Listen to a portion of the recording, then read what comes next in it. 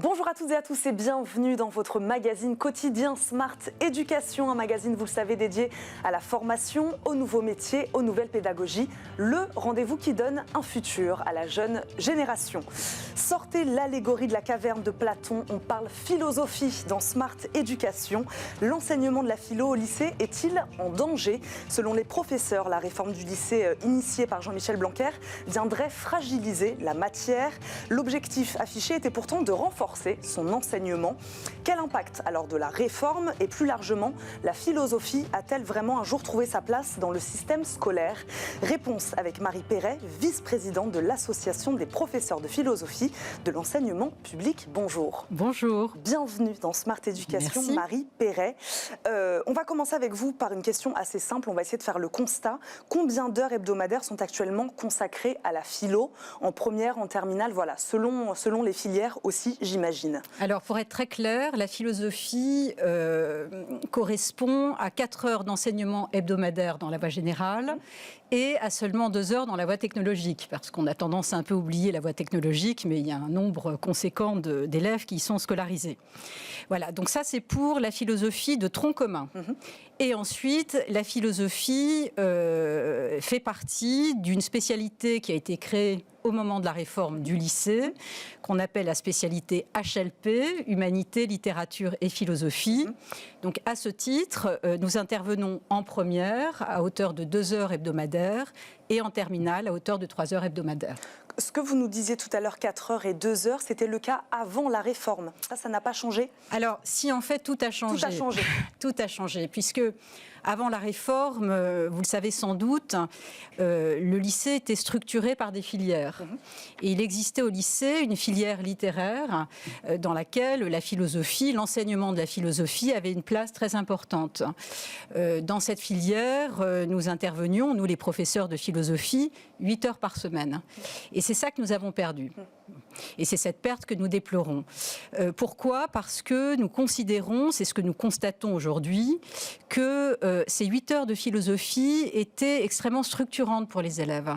Pour les élèves un peu fragiles, en difficulté scolaire ou avec un profil un peu atypique. C'était une matière qui les valorisait, qui les tirait vers le haut. Qui les valorisait, qui produisait des effets parfois spectaculaires. Alors, c'était pas forcément tout de suite, mais au fur et à mesure, on voyait des progrès. Et donc, beaucoup de ces élèves retrouvaient l'estime d'eux-mêmes, une confiance en eux. Et cet effet-là, on n'arrive pas à le produire avec la spécialité HLP, pour 2 raisons. D'abord parce qu'on n'intervient que 3 heures par semaine en terminale, et aussi parce que le programme de cette spécialité n'est pas un programme de philosophie. C'est un programme qui, au dire même de ses auteurs, n'est ni littéraire ni philosophique. La philosophie est diluée, si vous voulez, dans un champ très vaste qui est le champ des sciences humaines. Voilà. Expliquez-nous d'ailleurs ce terme humanité, c'est ça? Vous parlez de sciences humaines, c'est ça? Oui, c'est-à-dire que, à la différence, si vous voulez, de ce qui existait avant la réforme, on n'a pas créé un enseignement de spécialité philosophique. On a créé un enseignement d'humanité, au pluriel, qui chapeaute à la fois la philosophie et les lettres. Donc, les professeurs de philosophie et de lettres se partagent cet enseignement. Mais le programme est commun. Et c'est ça qui ne va pas. Voilà. Comment expliquez-vous que l'ambition, c'est ce que je disais, affichée du ministre de l'Éducation nationale, semblait au début être tout autre? Il disait vouloir renforcer, c'est ce que je disais, cet apprentissage. On a l'impression que ce n'est pas du tout le cas. Oui, alors je ne vais pas sonder les reins et les cœurs du ministre. En tout cas, nous avons été à la fois étonnés et déçus, puisqu'il y a eu effectivement, quand Jean-Michel Blanquer est arrivé au ministère, il affichait cette intention-là, de renforcer, de sanctuariser l'enseignement de la philosophie. Or, au bout du compte... Ça, c'était l'objectif. Ça, c'était l'objectif affiché. Voilà. La philosophie, d'ailleurs, a été en quelque sorte mise en vitrine. La philosophie allait devenir une épreuve universelle, bon, ce qu'elle était déjà, puisque tous les élèves, en tout cas de la voie générale et technologique, passaient l'épreuve au mois de juin. Donc là, il n'y a pas eu de changement. Mais le changement qu'il y a eu est une perte. C'est-à-dire qu'on a perdu cette filière littéraire et cette perte n'a pas été compensée par cette spécialité HLP. Est-ce qu'elle manque de considération, selon vous, cette matière à plein d'égards, j'ai regardé, ce sont des examens qui sont plus éloignés des autres matières, des fois des coefficients beaucoup plus faibles. Voilà, est-ce que vous sentez qu'elle n'est pas valorisée? qu'elle n'est pas mise à sa juste valeur. Oui, sans doute. Ouais. Nous déplorons aussi le caractère dérisoire du coefficient.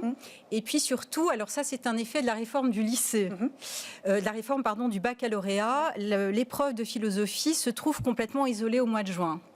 Alors, vous n'avez pas connu le baccalauréat sous cette forme, mais vous savez que maintenant, on a introduit une forte dose de contrôle continu. La philosophie reste une épreuve terminale, nationale et anonyme, mais les élèves la passent le 15 juin, alors que 82% de leur bac est déjà joué. Donc, l'épreuve, si vous voulez, non seulement est déconsidérée, mais elle est vidée de son enjeu. Voilà, c'est aussi un point que nous déplorons. Là, on part du point de vue des professeurs. Est-ce que vous avez des retours des élèves? Est-ce qu'ils vous disent des choses sur cet enseignement de la philosophie qui leur manque aussi? C'est ce que vous disiez pour ces élèves pour qui elle pouvait peut-être les valoriser. Est-ce que vous avez un retour des élèves aussi là-dessus? Oui, on en a. Ouais. Alors, ce que disent parfois les élèves, c'est qu'ils auraient aimé avoir davantage d'heures, mais qu'ils n'ont pas franchi le pas de choisir la spécialité HLP. Parce que les spécialités sont mises en concurrence et il faut bien faire un choix. Donc, certains le regrettent, voilà, d'avoir seulement 4 heures hebdomadaires, alors qu'ils découvrent au fur et à mesure de l'année que la philosophie ouvre des perspectives, nouvelles, sur le monde, et puis leur permet aussi d'apprendre à penser, à formuler de manière claire, de manière rigoureuse, leurs propres pensées. Donc, certains le déplorent, oui. Vous parlez justement d'ouverture des perspectives. Quelles conséquences peut avoir cette précarisation de la matière philo sur certains cursus universitaires aussi? Puisque là, on parle du lycée. Peut-être que sur la suite aussi, il peut y avoir des conséquences. Absolument. Ouais. Alors, c'est ce que nous craignons. On a déjà quelques échos de nos collègues universitaires qui constatent qu'il y a un assèchement du vivier, c'est-à-dire qu'il y a de moins en moins d'étudiants qui embrassent des études de philosophie. Donc, c'est aussi un point qui nous inquiète beaucoup parce que à long terme, il en va aussi du rayonnement international de la philosophie. Bon, il faut bien commencer la philosophie, choisir ce cursus d'études pour ensuite y consacrer son existence. Bon. Donc là aussi, c'est un point qui nous inquiète. Est-ce que vous êtes confronté à un manque de professeurs aussi, également? Alors, c'est pire. Ouais. On ne connaît pas encore la crise de vocation, ce qu'on appelle la crise de vocation qu'on connaît dans d'autres matières. L'éducation nationale connaît très bien. Notamment en mathématiques. Bon, ça c'est de notoriété publique. Il y a encore des étudiants qui se présentent au concours. Mais ce qu'on constate, c'est que beaucoup se découragent après quelques années d'enseignement. Et ça, c'est un crève-cœur. Surtout quand vous les formez. J'ai eu un certain nombre de stagiaires qui finalement, au bout d'un temps d'ailleurs assez court, disent que c'est trop dur, ils n'en peuvent plus, ils passent leur temps. Pour toutes ces raisons qu'on vient de citer ensemble. Et oui, parce que, si vous voulez, l'effet matériel de la réforme sur nos services, c'est qu'on a beaucoup plus de classes et beaucoup plus d'élèves par classe. Donc, on se transforme, en machine à corriger les copies. Or, beaucoup d'étudiants embrassent ce métier parce qu'ils aiment la philosophie. Et parce que ce métier leur permet, c'est un métier intellectuel, leur permet d'avoir un temps suffisant pour lire, pour préparer de manière rigoureuse, patiente leur cours. Et c'est ce temps qui manque aujourd'hui. Marie Perret, est-ce qu'il fallait le réformer quand même, cet enseignement de la philosophie? Alors, peut-être pas dans le sens où l'a fait le ministre actuellement, mais il fallait réformer cet enseignement. Alors, peut-être fallait-il réformer le lycée, puisqu'il y avait un déséquilibre, c'était l'argument du ministère, entre la filière scientifique et les autres filières. Donc, il y avait sans doute quelque chose à faire. Quant à la nature de cet enseignement, je pense qu'il faut le conserver en l'état.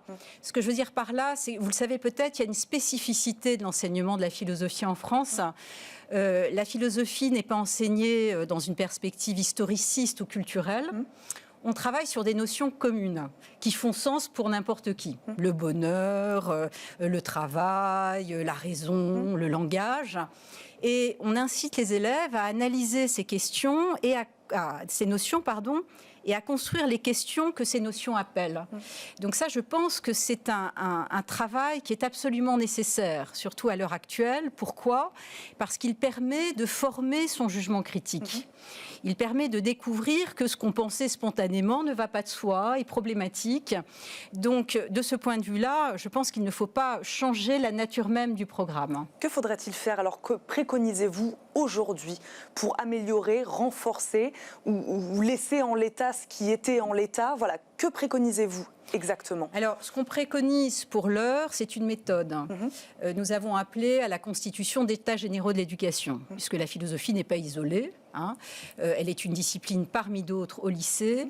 Et je pense que compte tenu d'un certain nombre de difficultés que nous constatons, y compris d'ailleurs le calendrier de l'année de terminale, il faut remettre les choses à plat et penser un lycée peut-être plus structuré, reconstruire peut-être des filières, en tout cas reconstruire une filière dans laquelle la philosophie aurait toute sa place.